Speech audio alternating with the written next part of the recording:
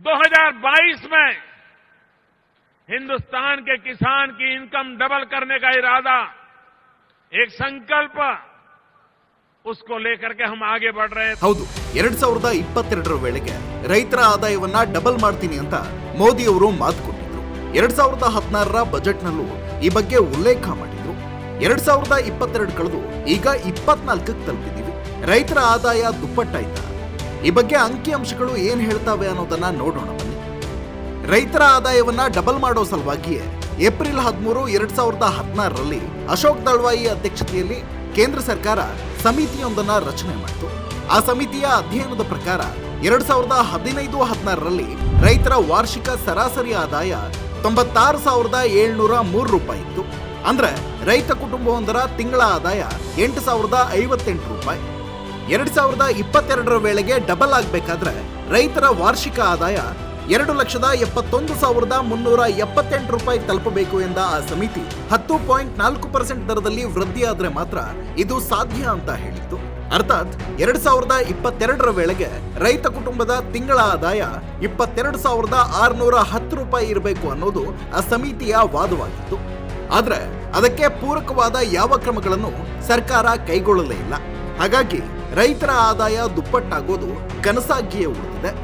77 situation assessment survey of agricultural house holds ನ ಪ್ರಕಾರ 2018-19ರಲ್ಲಿ ರೈತರ ವಾರ್ಷಿಕ ಆದಾಯ 1,22,616 ರೂಪಾಯಿ ಆಗಿತ್ತು. ಆದ್ರೆ ಸಮಿತಿ ನಿಗದಿ ಮಾಡಿದ್ದ 10.4% ವೇಗದ ಪ್ರಕಾರ ಅದು 1,74,675 ರೂಪಾಯಿ ಇರಬೇಕಿತ್ತು.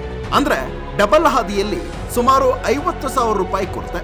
ಇನ್ನು 2021-22ರಲ್ಲಿ ಸ್ವತಃ ಕೇಂದ್ರ ಸರ್ಕಾರವೇ ಬಿಡುಗಡೆ ಮಾಡಿದ ಆರ್ಥಿಕ ಸಮೀಕ್ಷೆಯ ಪ್ರಕಾರ ರೈತರ ಕುಟುಂಬದ ಮಾಸಿಕ ಆದಾಯ ಕೇವಲ 10,218 ರೂಪಾಯಿ ಎಂದು ಸ್ಪಷ್ಟವಾಗಿ ಉಲ್ಲೇಖಿಸಲಾಗಿದೆ.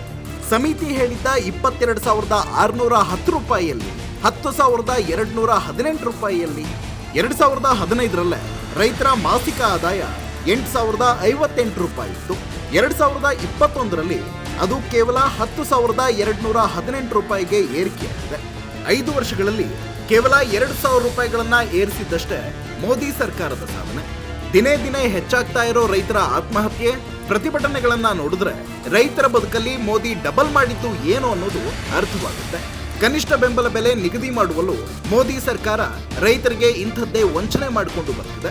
2014ರ ಚುನಾವಣೆಯ ಸಂದರ್ಭದಲ್ಲಿ ತಮ್ಮ ಸರ್ಕಾರ ಅಧಿಕಾರಕ್ಕೆ ಬಂದ್ರೆ C2+50% ಮಾದರಿಯಲ್ಲಿ MSP ನಿಗದಿ ಮಾಡೋದಾಗಿ ಮೋದಿ ಘೋಷಣೆ ಮಾಡಿದ್ರು. ಆದ್ರೆ 2015ರ ಫೆಬ್ರವರಿ 15ರಂದು ಸುಪ್ರೀಂ ಕೋರ್ಟ್ಗೆ ಅಫಿಡವಿಟ್ ಸಲ್ಲಿಸಿದ್ದ ಮೋದಿ ಸರ್ಕಾರ ಆ ಮಾನದಂಡದನ್ವಯ MSP ಕೊಡಲು ಸಾಧ್ಯವಿಲ್ಲ, ಹಾಗೇನಾದ್ರೂ ಕೊಟ್ರೆ ಮಾರುಕಟ್ಟೆ ಅಲ್ಲೋಲ ಕಲ್ಲೋಲವಾಗುತ್ತೆ ಅಂತ ಉಲ್ಟಾ ಹೊಡಿತು. ಮೋದಿ ಒಂದ್ ಕಡೆ MSPಯನ್ನು ನಿಗದಿ ಮಾಡಲಿಲ್ಲ, ಮತ್ತೊಂದೆಡೆ ಮಾತು ಕೊಟ್ಟಂತೆ ರೈತರ ಆದಾಯವನ್ನ ಕೂಡ ಡಬಲ್ ಮಾಡಲಿಲ್ಲ. ಆದ್ರೆ ರೈತರ ಆತ್ಮಹತ್ಯೆಗಳು ಮಾತ್ರ ಹೆಚ್ಚಾಗ್ತಲೇ ಇವೆ. ಹಾಗಾಗಿಯೇ ರೈತರು ಇದೀಗ ಮತ್ತೆ ದಿಲ್ಲಿಗೆ ಅಪ್ಪಳಿಸಬೇಕಾದಂತಹ ಅನಿವಾರ್ಯತೆ ಬಂದೊದಗಿದೆ.